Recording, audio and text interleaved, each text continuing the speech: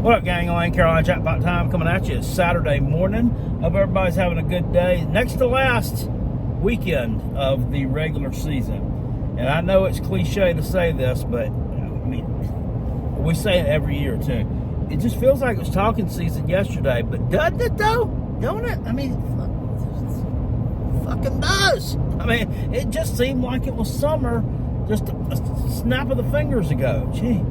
But here we are, sitting here next to the last game of the regular season, a rivalry weekend coming up next weekend. Most teams in the SEC play a non-factor tomato can of corn, whatever you would call it, this week. FCS team for a lot of them, a group of 5 team for some.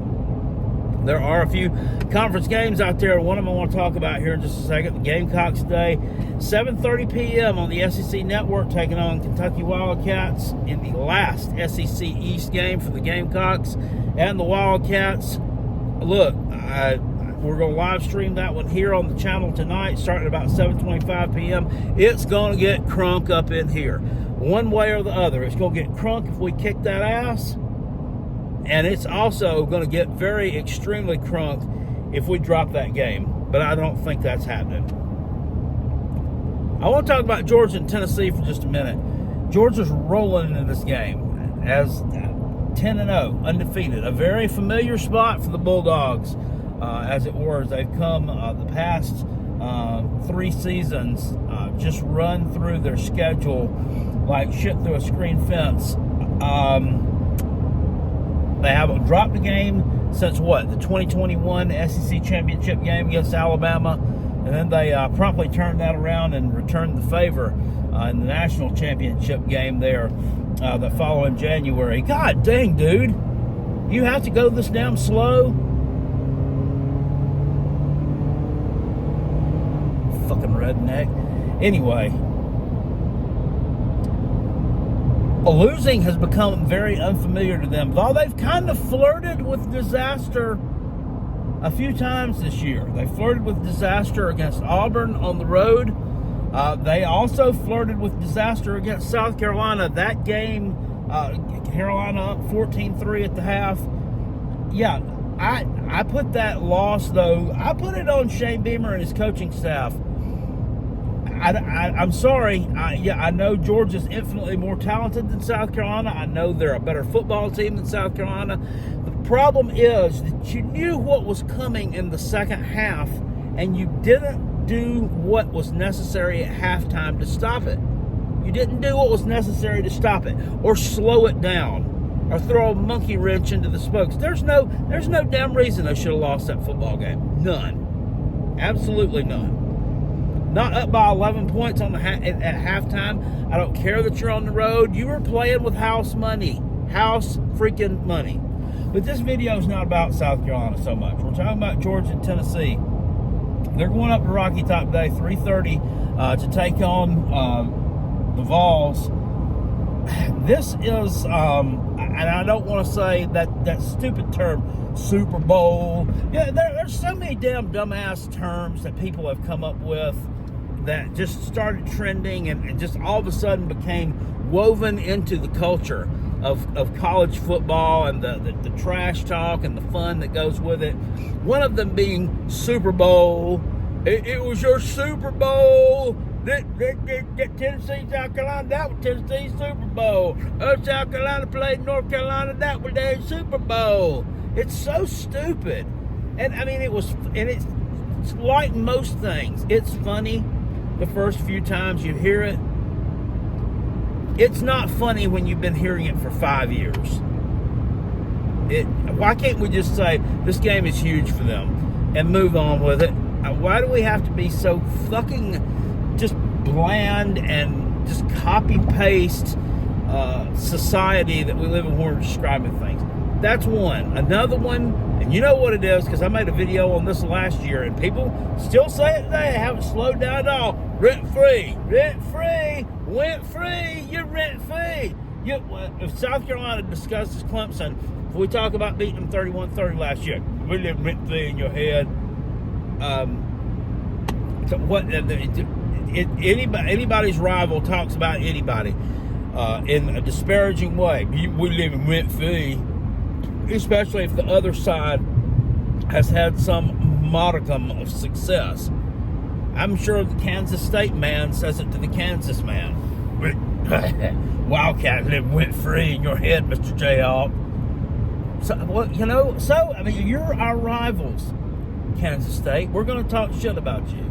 And I'm talking as if I'm the Kansas man. I assume that's what you're talking about. So, I mean, that is another fucking dumb saying that has become just nails on the chalkboard annoying in the past few years.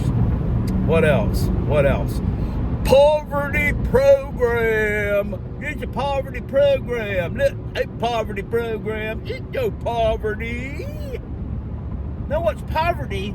Is your fucking imagination, because you ain't got one. It's kind of like the person who's living in poverty, ain't got no money, you ain't got no imagination. Come up with something different. God put something inside your skull when he created you, and over the years it formed. It's called the brain. And you know what? You can put it to the test and come up with something more imaginative than poverty program, parroting the same crap that everybody else says. And I don't know what it is. Call them a shit stain on the underwear of the SEC if you want to. That's what your program is, Arkansas. And I'm not talking shit at Arkansas because they're not a rival. Just using it as an example. But maybe I am. Okay, I'm talking about Kentucky. I'm going to talk to you. Your program is a shit stain on the BVDs that are the SEC. I'm not talking about the YouTuber BVD. Prayers up to him, by the way. The last I heard, he was in the hospital. And I haven't heard from him lately, and I haven't heard an update. You can check on that. Check on BVD. I'm talking about the old brand of underwear. So those are all annoying, too. So let me get back to the original, what I was talking about, because this is going way off the rails. This is a huge game for Tennessee in the fact that they don't have anything else to play for. They don't have an SEC championship game appearance that they could possibly get into with a win here. They lost last week at Mizzou. That took that completely off the cards. And then Georgia would have had, a lot of things would have had to have gone right. And things that were very unlikely to happen, right, would have had to have gone correct for Tennessee to be able to pull that off. So it's not happening. They're not going to make a New Year's Six game. They've got 3 losses right now. A loss today would give them 4. Even if they win this game today, unlikely that they make it into one, but it's possible. It's kind of unlikely. There's a lot of good teams, like 1 and 2 loss teams, kind of jumbled up there behind the top 4, all just kind of squirreling for position. You like what I did right there, didn't you, Tennessee man? Fix it, talk about you in a second. This is a tough spot for UGA. Ranked number 1 in the country, again in the playoff poll. They're a 10-point favorite on the road. Tennessee has not lost a game in Neyland Stadium. And correct me if I'm wrong, I don't think they've lost a game in Neyland since the Lane Kiffin, where is it? Well, they have not lost a game in Neyland Stadium since they were tossing mustard bottles and throwing these at Lane Kiffin. I don't think. If they have lost another one, correct me there. They did play UGA in Neyland in 21. I can't remember if that game was before or after this. Anyway. They've reeled off a string of like 12, 13 straight victories at home. They're a good team at home. And then people will say they're not a good team on the road. Well, I mean, they lost to Florida this year on the road, which was unexpected. And then as the season wore on, it looked even more like a what the fuck did you do moment. But other than that loss, and before that loss, was anybody talking about how bad of a team Tennessee is on the road? They really weren't. But they did lose that game. They went on the road and lost to Alabama, which is, I mean, everybody loses to Alabama. So is that really, can we really fault them for that one? And then, of course, they lost last week at Mizzou, which I predicted would happen. Mizzou is a good football team, and they can beat you in a variety of ways. They're a very balanced team. For some reason, I think Tennessee wins this game. UGA fans, I got a ton of them that watch this channel. I can't tell you how they're going to do it. Tennessee has a decent pass rush.